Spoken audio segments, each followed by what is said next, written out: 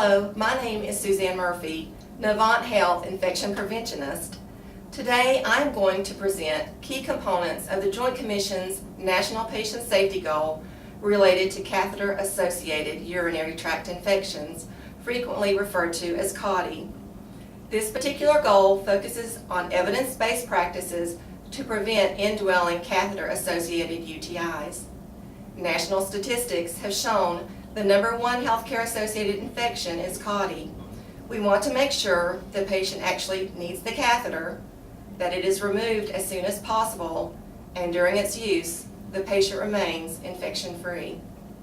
The indwelling urinary catheter must be limited to situations necessary for patient care.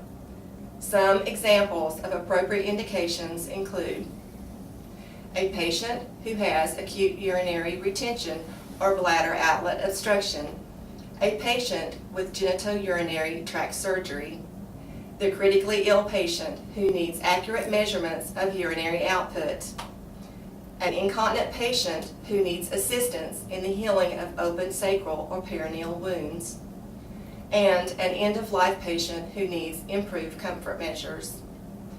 Some examples of inappropriate use of indwelling catheters include using them as a substitute for nursing care of the incontinent patient, using them as a means of obtaining urine for culture or other diagnostic tests when the patient can void, and for prolonged post-operative duration without appropriate indications. During the electronic health record documentation of your patient's Foley catheter assessment, you will see a pop-up box appear. This box lists reasons the Novant Health corporate Cauti team has deemed appropriate for the use of the indwelling urinary catheter. If your patient does not meet any of these criteria, simply check the box that states, "No criteria met, notify MD for order to discontinue." There are alternatives to actually utilizing an indwelling catheter in selected patients when appropriate. These include consider using external condom catheters as an alternative in cooperative male patients without urinary retention or bladder outlet obstruction. You may also consider bladder scanning and intermittent urinary catheterization as alternatives to chronic indwelling catheters. Remember, a physician's order will be required to try these alternatives. After establishing appropriate catheter use, you must use aseptic insertion techniques for site preparation, equipment, and supplies. Be sure to perform hand hygiene immediately before and after insertion of any catheter device or manipulation at the site. Only properly trained persons who know the correct techniques of aseptic catheter insertion and maintenance are allowed to insert Foley catheters. Aseptic technique will be demonstrated in a separate presentation. Once the urinary catheter has been inserted using aseptic technique, you must use standard precautions, including the use of gloves and a gown if needed to prevent splashing. And also make sure that your hands are sanitized during the manipulation of the catheter or the collecting system. Properly secure the catheter for unobstructed urine flow and drainage. By securing the catheter, you prevent movement and urethral traction. Use your facility's approved securement device to secure the catheter tubing to the patient's leg. At Rowan, we use the multi-purpose tube holder and non-slip loop. With this particular device, you want to make sure that you remove the adhesive tape on the internal piece so that this will secure carefully around the catheter tubing.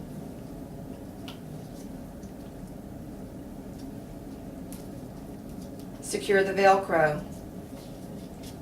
Then you're going to take the wings, pull off the protective paper, and secure it to the patient's outer thigh.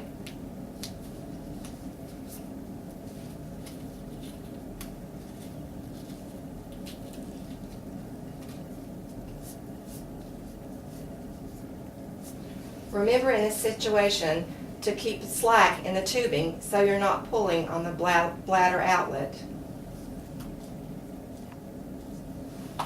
Once the tubing is secured to the thigh, you want to ensure that the sheet clip is correctly attached. Here, this sheet clip is a green clip, and you simply just attach it to the sheet as demonstrated here. Keep the catheter and the collecting tubing free from kinking. You want to have no dependent loops from the actual insertion site all the way down to the collection bag, which is attached to the patient's bed.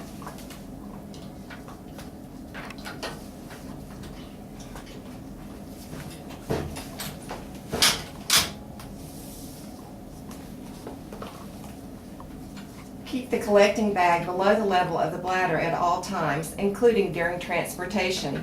You would never want to take the bag and place it up onto the bed during transportation. Make sure it stays below the level of the bladder.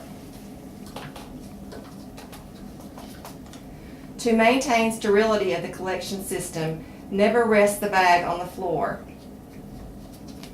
Empty the collecting bag regularly using a separate clean collecting container for each patient, and prevent contact of the drainage spigot against the non-sterile collecting container. Never touch the sides.